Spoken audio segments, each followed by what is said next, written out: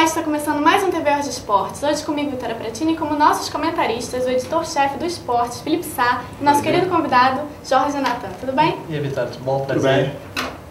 Bom, vamos falar do primeiro jogo da semifinal da Taça da Libertadores, que teve Santos e Corinthians, 1-0 para o Corinthians na Vila Belmiro. E aí, como foi o jogo? Surpresa, né? Todos esperavam um jogo equilibrado, como realmente foi. Só que pelo fato do jogo ser na Vila Belmiro, não se esperava uma vitória do Corinthians, que nos últimos anos tem se consagrado, na verdade, freguês do Santos, né? O Santos vem tirando muitos títulos do Corinthians e eu achei um pouco estranho, não esperava pela vitória do Corinthians em pleno na Vila Belmiro. Também fiquei surpreso com a vitória do Corinthians, né? O Emerson fez diferença com o golaço, depois acabou sendo expulso, mas foi uma vitória importante, né? Até porque fez o seu gol fora de casa, não deixou o outro time fazer o gol. E conseguiram uma coisa que é difícil, que é anular o Neymar.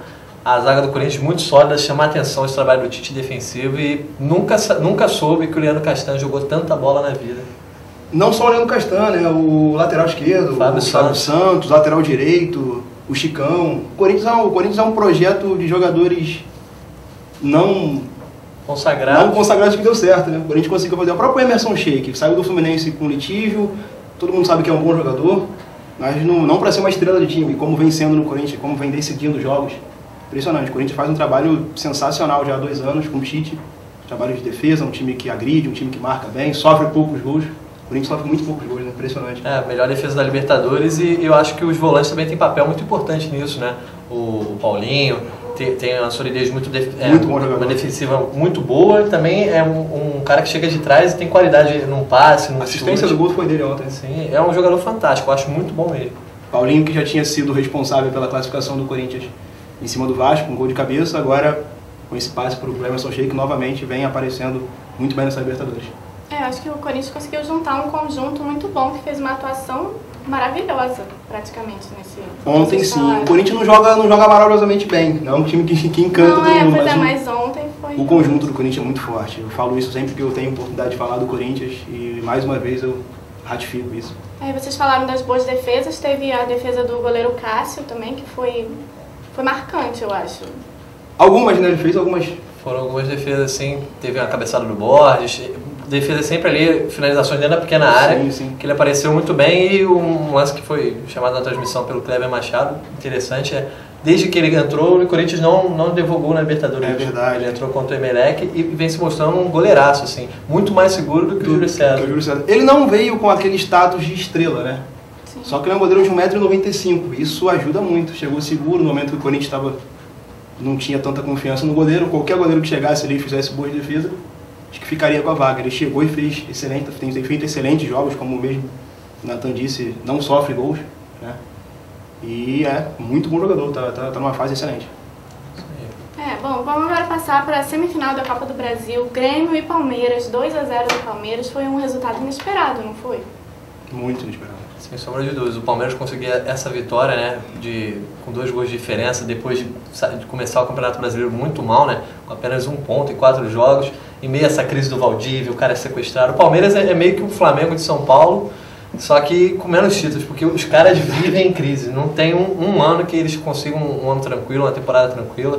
O Filipão, a imprensa paulista já chegou a especular que ele vai sair no final do ano, e agora conseguiu um resultado que, na minha opinião, bota o Palmeiras com 1,5 pé na final da Copa do Brasil, que é um resultado muito bom. Muito mesmo. Você falou da crise no Palmeiras, já vem permanece há vários anos, e assim como a crise, a fase sem títulos do Palmeiras. O Palmeiras não conquista títulos há algum tempo, nem que seja um estadual. Se não me engano, o último foi em 2000. Foi 2008, não, acho que foi 2008. Foi com o Muricy Ramalho. Foi com o Vanderlei, se não me engano. Sim, exato. O Muricy assumiu. O Muricy não conseguiu ganhar título no Palmeiras. Quase foi campeão brasileiro, mas o Flamengo foi lá no finalzinho. Isso, exatamente. E o Palmeiras até ficou de fora da Libertadores, né? Exatamente. É uma crise, o Palmeiras, as coisas acontecem de maneira... Na verdade, o Palmeiras é a mesma coisa do Flamengo. O Palmeiras tem aquela coisa de uma cúpula que ninguém sabe, aquele pessoal da Itália, aquele pessoal do centro de São Paulo. O Palmeiras é complicado, é um dos times mais complicados do Brasil.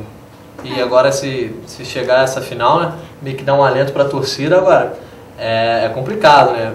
Tem essa história de amarelar na hora de chegar na decisão, tem muita coisa. O Filipão é um cara que consegue agregar, é um cara que é copeiro, né? Já ganhou a Copa do Brasil, já ganhou inclusive a Copa do Mundo. Mas vamos ver, ainda tem coisa para rolar, mas na minha opinião o Palmeiras já está quase certo na final. Experiência do treinador, tem alguns jogadores, Barcos, por exemplo, que fez o gol ontem, bom jogador, chegou para resolver ali o problema do Camisa 9. Ficou alguns jogos sem fazer gol, mas ainda assim é um jogador que não pode ficar de fora do time do Palmeiras. Teve o gol do Mazinho também. Mazinho entrou aos 41 do segundo tempo e aos 42 ele fez o gol. O Palmeiras fez 1-0 aos 42 do segundo tempo, e aí depois aos 45 ou 46 o Barcos fez 2-0. A vitória, assim, tudo se encaminhava para um 0-0, que até seria um bom resultado para o Grêmio. Depois dessas imagens, desses gols, vamos falar de Eurocopa, que o Natan é um especialista, não é?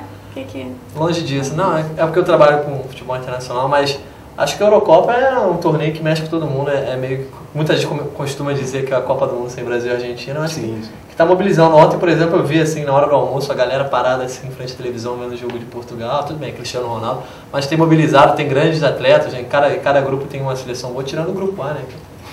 Mas eu acho que o grupo mais fraco, mas eu acho que é um torneio que tem tudo para ser sensacional. Já teve grandes jogos, como por exemplo o jogo ontem Portugal e Dinamarca, Alemanha e Holanda, França e Inglaterra, Polônia e Rússia.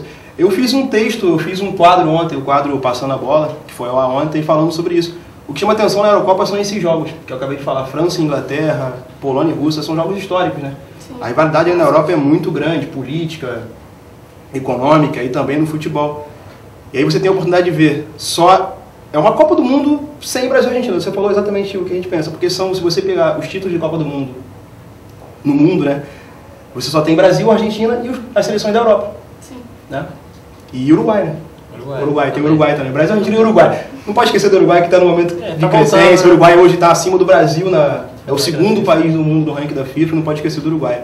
Mas a Eurocopa é um torneio sensacional. Mobiliza, inclusive tira público do torneio do Campeonato Brasileiro e da Copa do Brasil, né? Esse ano está tendo a oportunidade de ser transmitido TV aberta pela Band, todos os jogos, e a Globo deve passar alguns jogos. A Sport TV vai passar todos. Passando todos, e eu acho que essa relação do brasileiro com o futebol internacional tem sido cada vez mais intensa, depois da Liga dos Campeões, agora a Eurocopa.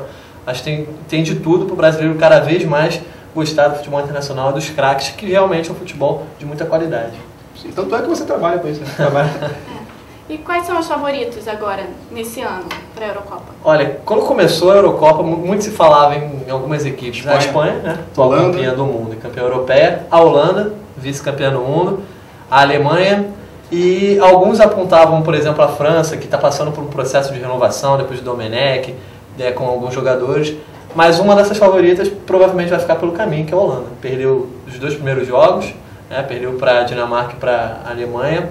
Deve ficar fora do grupo, que assim, precisa de uma combinação de resultados. Deve ficar fora da fase quartas de finais. Agora, eu acho que a Alemanha, do que eu vi até agora, é realmente a favorita. Para mim, é a melhor seleção do mundo hoje em dia, depois da Copa, apesar de não ter sido campeã. É uma seleção que tem uma série de revelações, tem jogadores de qualidade. Você pega o time titular, todos jogam em grandes centros. É o Ozil, é o Schweinsteiger, é o Khedira, é o próprio Mário Gomes, Thomas Miller, todo mundo. Então, para mim, hoje a favorita é a Alemanha. Eu cravaria a Alemanha também. A Alemanha é a aposta de segurança, né? É o cavalo número 1. Se você tiver que apostar, você aposta na Alemanha. Porque além de ser a seleção mais tradicional da Europa, né, de títulos, e tantos de Eurocopa, tem 3 títulos da Eurocopa e 4 da Copa do Mundo, né? Você tem a Alemanha, atualmente tem um time muito forte.